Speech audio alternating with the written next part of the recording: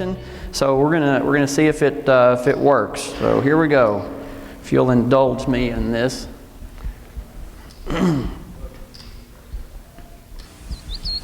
Fallen leaves and faded twigs will eventually return to nature as soil.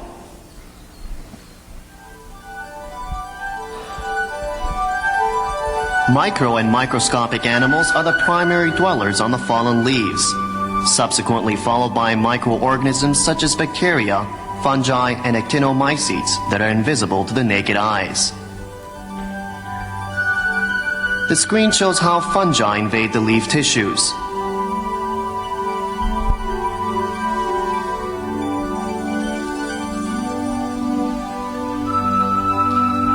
Here, you see a swarm of bacteria feeding on fallen leaves, which are gradually decomposed.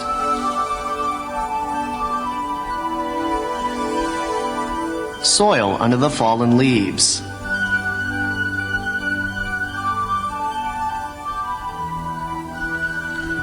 Sunlight doesn't reach this far. A lively world of tiny animals which help decompose organic matter into soil. The root grows firmly, pushing the soil aside.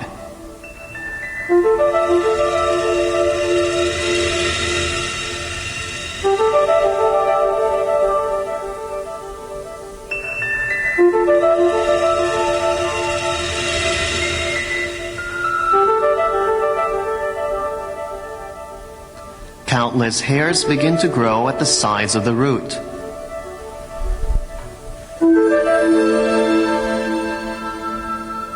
The roots of both crops and weeds break the hard soil to make it softer, thus playing an impressive part in soil improvement.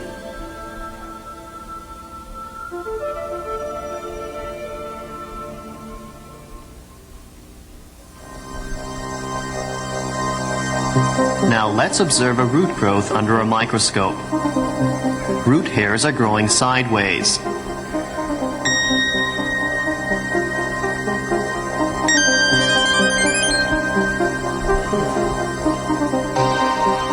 A plant absorbs water and nutrients using its root hairs.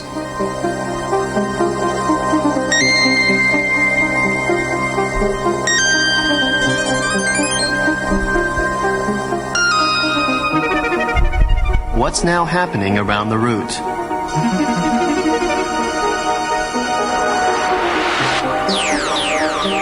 This is the growing point at the root tip.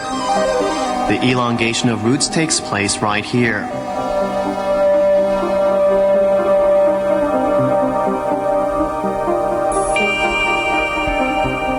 The growing point is quite active in metabolism. The old sections continually peel off. We can see something still moving in plant cells which have come off. Then, microorganisms prey on them.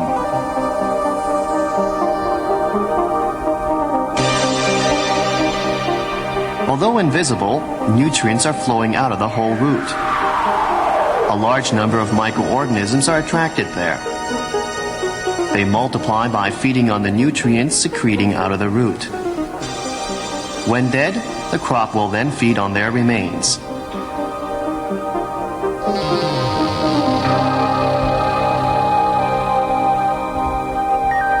Seen around the root are bacteria. Numerous protozoa are also observed. Microorganisms survive by cooperating with the root, creating a world very similar to intestinal bacteria in human beings. Many kinds of nematode in soil feed on fungi and bacteria, while some fungi eat nematodes. This fungi prepared a trap with its own body. A nematode's got caught in it. Now the fungus eats it up.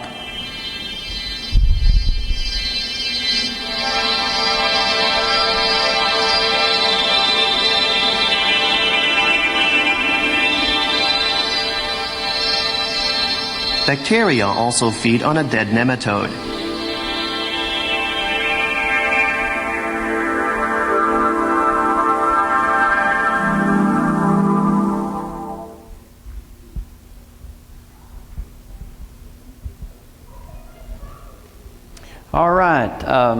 I saw that a couple years ago, and it just got me really excited about soil health. It helps me to see things and see all those gizmos going on under my pasture and all of yours. And I was already doing cover crops at the time, and so it really began to make sense. My goals are to be economically sustainable and ecologically sustainable. So that means I need to make a profit, and like you, I want to leave the land better than I found it. I live in an area where we get, in a normal year, 38 inches of rain. I don't have wheat. I just have, I'm a grass-based. Have around 500 acres, most of it leased, and I've divided that into about 85, approximately 5-acre paddocks. And I have, right now around 350 head. I develop heifers. See if we can make this go. This is a map of some of my land showing some of the paddocks. I want to call your attention to, in the top of the picture, up in there, that pink stuff, that's where I do cover crops. And right in there is a pond. And before I started doing cover crops, it would stay full. Now, people in this room know why I've had trouble keeping it full since I've started doing cover crops. The thing you can see that you need to understand about my operation is that I do this management intensive grazing, and I think that is the key to my profitability, and I think the cover crops fit really, really well into it economically and of course ecologically, and I just think that's real important for me. I tried to establish a forage chain so that I'd love to always have green growing forage in front of my animals, because I'm trying to grow calves. I used to do stockers, and now I do heifers and develop them and breed them, and so I wish I didn't have to ever feed or hay. So I'm really pulling for the Noble Foundation to develop that fescue that'll have a friendly endophyte and sustain itself, because that's the big hole in my operation is in the late fall and in early winter. I started out, the wrong one, there. So I started out, in that field I was showing you, I had Max Q Fescue, and so I've plowed this ground back in 2005, and over time the fescue just sort of died out. It just declined, and so finally I just terminated it, and I started no-tilling wheat or oats in the cool season, and then I would just let it grow with Johnson grass or whatever come up in the summer season. And so a few things to point out about this picture. You can see the alleged residue there. That's leftover ryegrass and dead grazed out wheat or oats or whatever. And I can tell you that ground is very hot in the summer. All that stuff we saw going on in that video cannot possibly be going on in my hard, dry clay, tight clay, when it was so hot. Also, you can see there's not much volume there. My kids were home at the time. We have a pond. They love to fish. We could never find any earthworms on the pond. And I am pretty faithful about taking soil tests. And so I just have a soil test probe that's shaped like a T. In that ground, when I plowed it, the clods are just so massive that it was really, really hard to get it broken up enough to be able to seed that fescue back in '05.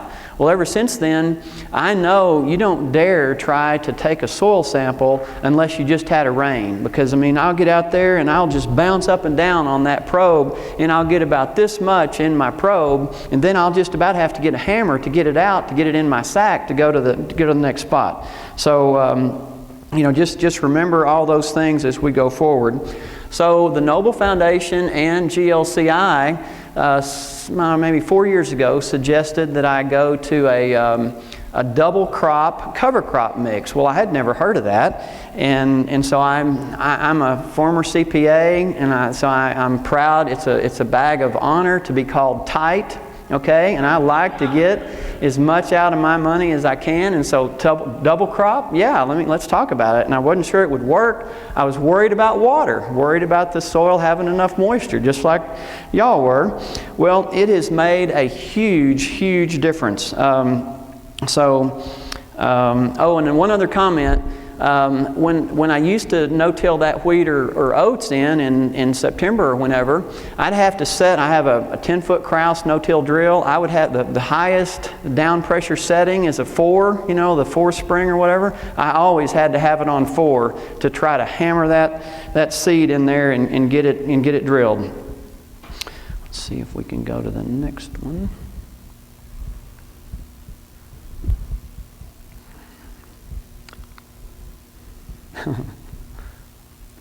There we go. So for me, the thing that I've really liked about the cover crops is I get a very high volume of high quality forage at a previously unproductive time of year for me in July or August. So a lot of times when I was buying stockers or buying 4-weight heifers, I would get them out of sale barns in July and August at 400 pounds or something, and so I would have to battle the sickness, you know, the shipping fever, pneumonia, even at that time of year. And man, I hate, you know, I'm tight. Remember, I hate to lose a calf. You know, I really do. So I'd hand out a lot of antibiotics. Well, putting new calves on a cover crop at that time of year is very high quality forage. I immediately noticed much better health. I'll show you some data about that in a minute, but that's been a big improvement. They also gain great. When you can get a vulnerable, fresh calf that doesn't know, we're not weaned, doesn't know where mama is, and get him on something he likes, he'll eat. And you and I know that he'll feel better if he'll just eat.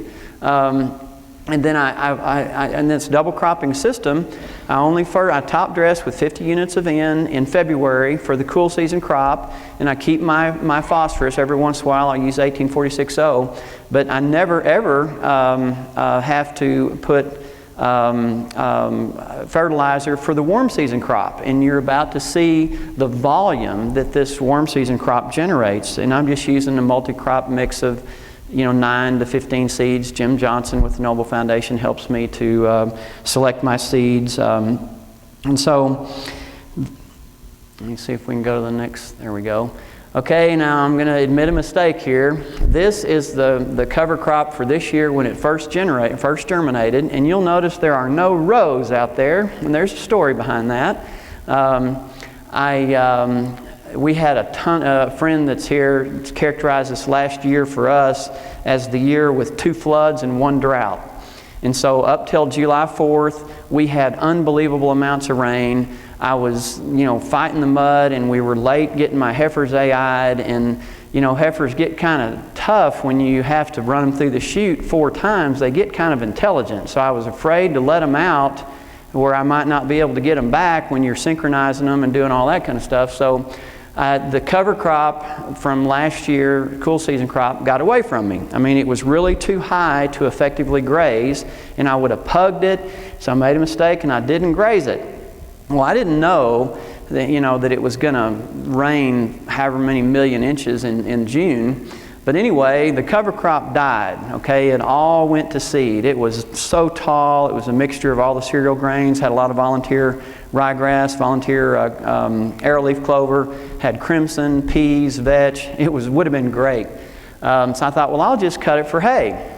I admit it. That was the wrong thing to do. So I rolled it up. It made terrible, terrible hay. It really helped me seeing the videos of you guys no-tilling into stuff over your head. I just didn't think I'd ever be able to get it to come up with all that residue. Now I have trouble. Another thing that you'll notice here, there's not enough residue there. Yet I'll show you a picture of some residue, and there's so many earthworms out there, I'm having trouble keeping enough residue. So I kind of entitled this part of my talk, evidence that I can see that these cover crops are making a big difference. So this is the next slide now. It's kind of hard to see, but there are a lot of earthworm castings just all over. And me and Jim Johnson were out there looking at it when we were trying to decide whether to stick with the volunteer. So basically, in a lot of my paddocks where it got away from me and I rolled it, I didn't have to buy seed for those paddocks. And we have a lot of volunteer vetch and peas and crimson clover and barley and some other cereal grains from last year.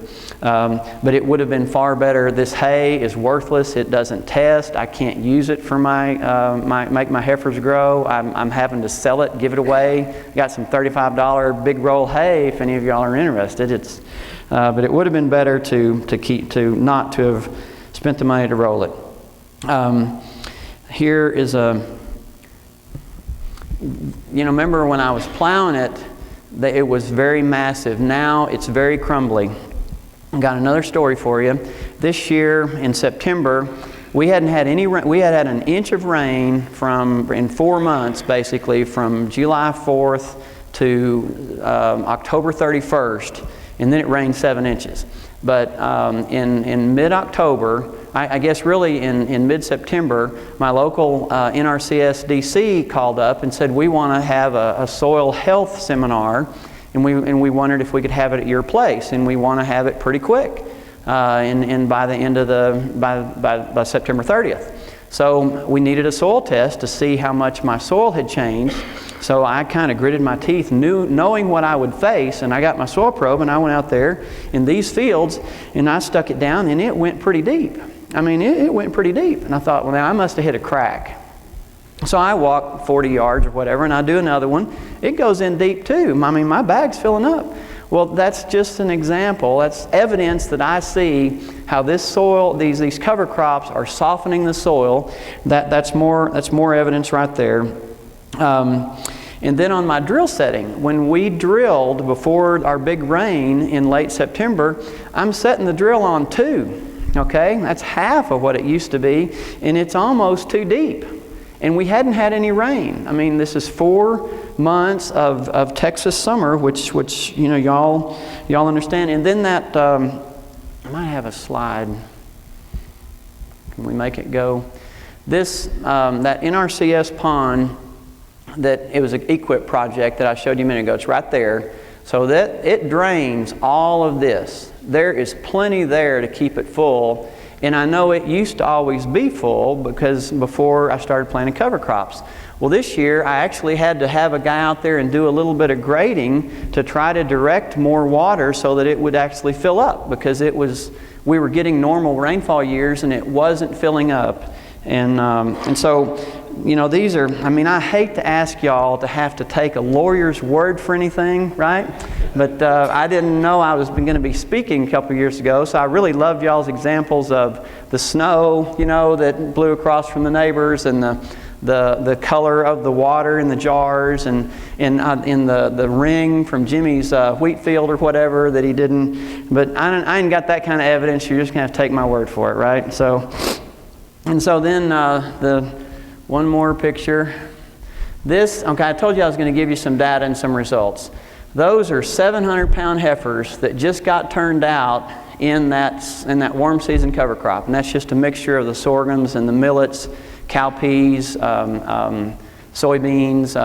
I don't have near the aversion to sun hemp, but there's some of that in there too. So we can go one forward. Here is some data. I turned out 200 695-pound heifers on August 1st, rotated them in a 30-acre cell with 7 paddocks for 20 days. Heifers with no supplement, no implant, and no fertilizer in August in Texas gained 2.45 pounds per head per day. And that's really, really good for me. I mean, I wasn't sure anybody would believe me. And I have about 100 acres that year of cover crops. So now I should have probably gone ahead and figured out the dollars in and dollars out like Jimmy did, but I promise you it's working for me economically. It's profitable. And then at the same time, closer to my barn, I received 140 fresh, unweaned, vulnerable 400-pound heifers, and I only had to give 10 a shot of antibiotics, and I only lost 1. And that one, I don't know what happened to it. I found it dead out there. It was in the sun. I wondered if it got a thiamine deficiency or something and couldn't, I don't know. But anyway, that again was very, very good results for my operation. Okay, if we can go to the next slide. Here's another picture of them grazing. When I first turn them into it, they just run into it. They just can hardly believe what they're finding. Now if you could go to the next slide. I just had to show you this picture. There's a little fawn there. You know he is not in my Bermuda. He's not in my beat-all blue stem. He's not in my Johnson grass fields. He's not even in my native grass, big blue, little blue Indian switch field. He's in the cover crop. And there were 3 more just like him. I'd seen those does hanging around, and I finally found one. This is, so I got a, just, you know, I think it's clear from I think that my operation is profitable. I'm leaving the land better than I found. It's making my goals. And if actions speak louder than word, I bought another 70 acres worth of seed this year. So anyway, this has been a great conference. Got a real quick story for you. I said this to Bill Buckner last night because it applies to the Noble Foundation and it applies to y'all too. But the story is that there's a guy named Wade Phillips that was from Oklahoma, and he donated about a 200,000 acre ranch in New Mexico to the Boy Scouts of America. And you now know that ranch is the Philmont Scout Ranch. And out of a nation of 300 million people, 20,000 boys and their dads go through that every summer. And so the impact that's making, I bet if I asked y'all to raise your hands, a lot of you would have had a family member that has gone through Philmont. Waite's favorite saying was he wanted to plant an acorn that would grow into a mighty oak tree that would shade someone else, that wouldn't shade him, right? If you think about it, that's what Mr. Noble did. He gave $10 million in 1950, and it's done so much it even developed Elbon rye, which is the most popular, you know, seed for cover crops in 2015. I bet he never thought about that. You guys are figuring out how to rejuvenate our soils. And if you're successful at that, it could spread all through the world to rejuvenate our soils and bless future generations that we haven't even thought about how that might work. So anyway, this has been a great conference, and I've learned a lot, and thank you very much.